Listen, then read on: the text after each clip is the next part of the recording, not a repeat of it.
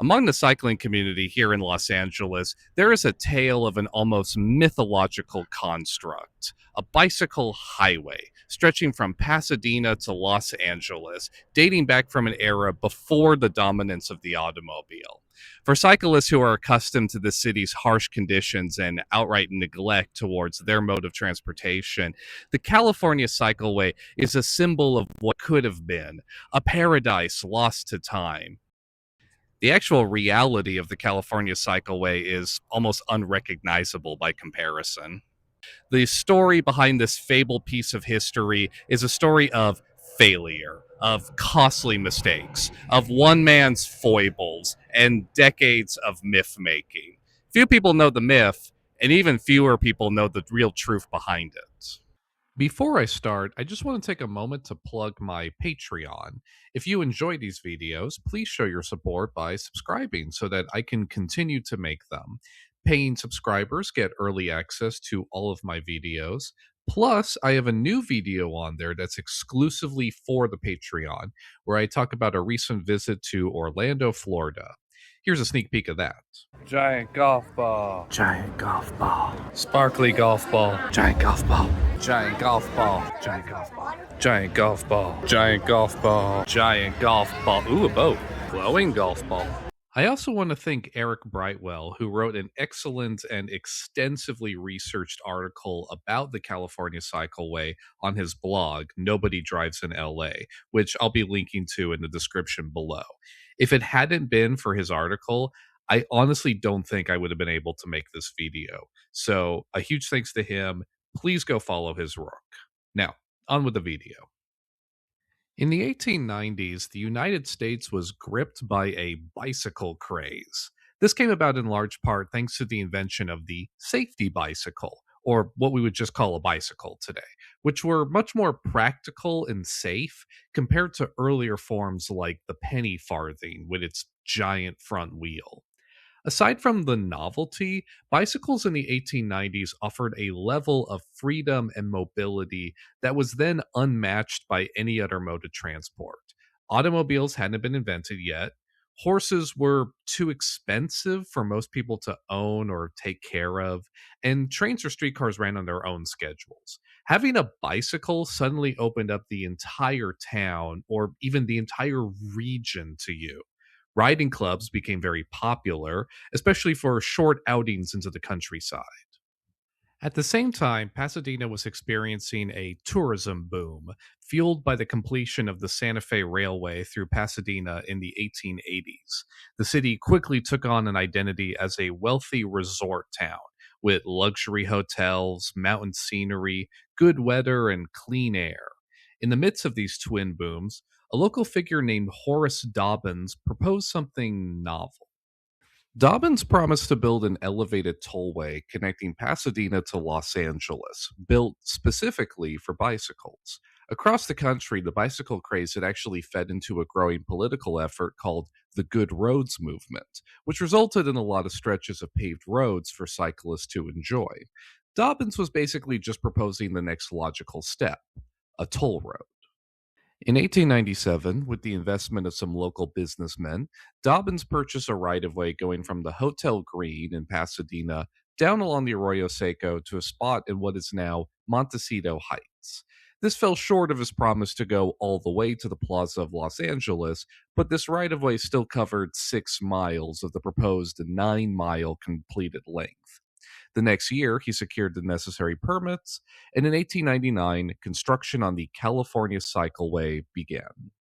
The Cycleway was an elevated boardwalk built from Oregon pine with very shallow grades, allowing for easy riding despite the hilly terrain. It would have lighting to allow for nighttime rides, and a one-way ticket would be 10 cents, or about $4 in today's money. One intriguing feature that Dobbins proposed was a casino to be located at the Cycleway's midpoint, on the site of what became the Audubon Center at Debs Park. This probably sounds pretty crazy to us today, but Dobbins was actually following a well-established business model at the time. Many streetcar companies across the country built amusement parks and pleasure gardens to fuel weekend usage of their transit systems. A casino along the cycleway would have served the same purpose, only instead of paying a streetcar fare, you would have paid a toll for a bicycle road. The first section of the cycleway opened on New Year's Day, 1900, traveling between the Hotel Green in the heart of Pasadena and Raymond Hill on the southern edge of town. It was a celebratory occasion, with one newspaper reporting that 1,000 people rode on the cycleway that first day. What a way to ring in the new century. That was the first and last section of the cycleway to open. Turns out it didn't even stay open until the end of the year. Dobbins had dramatically overestimated the demand for his cycleway. Once the novelty wore off, usage plummeted, and without that vital source of revenue, his company didn't have the money to continue building the cycleway. And without further expansion, no one was interested in paying to ride on it. Dobbins was quoted in a local newspaper saying, "I have concluded that we are a little ahead of time on the cycleway. Wheelmen have not evidenced enough interest in it."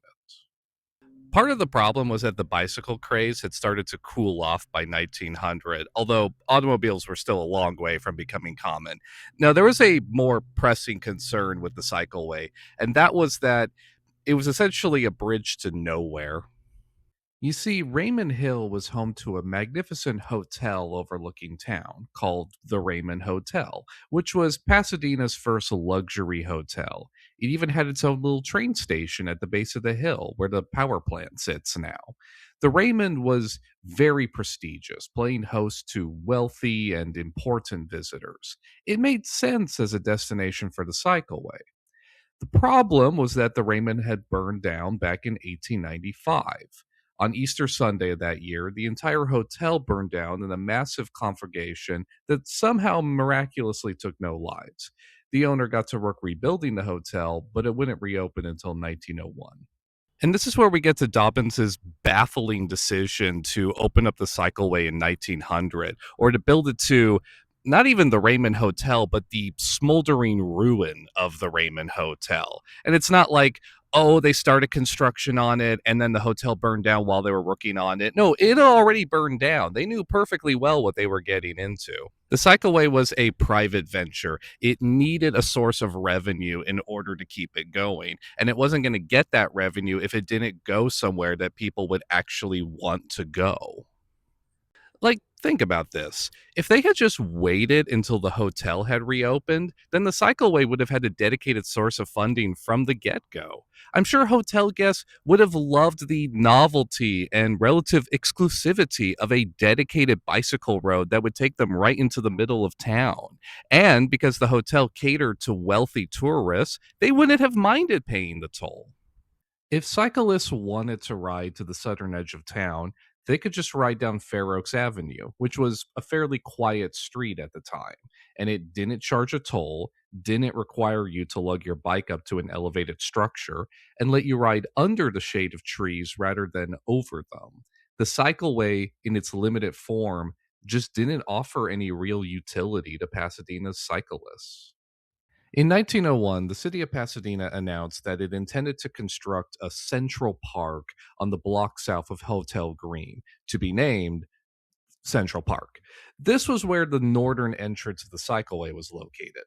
The city felt that since Dobbins had failed to build the cycleway all the way to Los Angeles, as his franchise stated, then the franchise would likely be forfeit.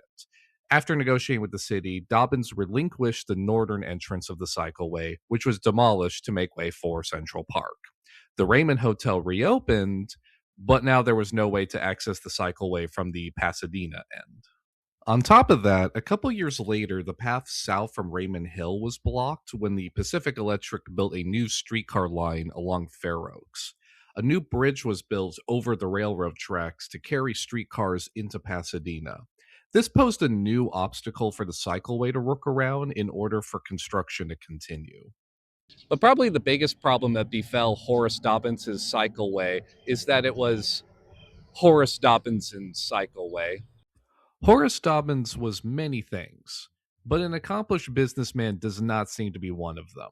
Dobbins was born in Philadelphia in 1868 and moved to Pasadena when he was 19. He inherited a fortune from his father, who was a wealthy architect. Dobbins got very involved in civic life in Pasadena.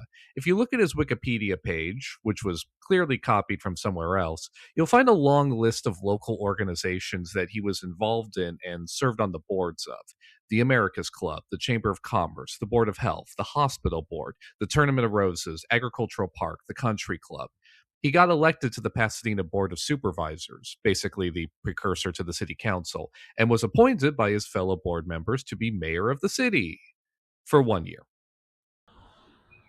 Maybe I'm reading too much into this, but the tone of this article almost seems defensive, like it has something to prove. And reading through this list, you can't help but notice that aside from the Cycleway, there aren't any actual accomplishments listed here. Sure, he was on a bunch of different boards, but nowhere does it say what he actually accomplished as a member of one of those boards, or as a city councilor, or as a mayor, or how any of those institutions were bettered for having him in a leadership position. This all paints a picture of a member of the idle rich who was either very bored or very desperate to prove that he was something other than just idly rich. Several years after the early demise of the Cycleway, Dobbins was back in the news proposing a new plan for his right of way. Instead of a cycleway, he would build a railway, specifically an electric railway, completely grade separated with some tunnel portions connecting Pasadena to downtown LA. Did he have the means to accomplish this? No. Did he at least get this project off the ground? Also, no. Was it ever accomplished?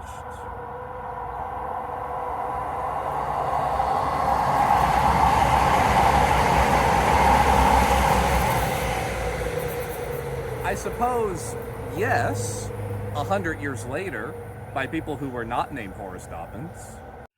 By the time that Dobbins had made his railroad proposal, he had demolished the Cycleway and sold off what scrap he could.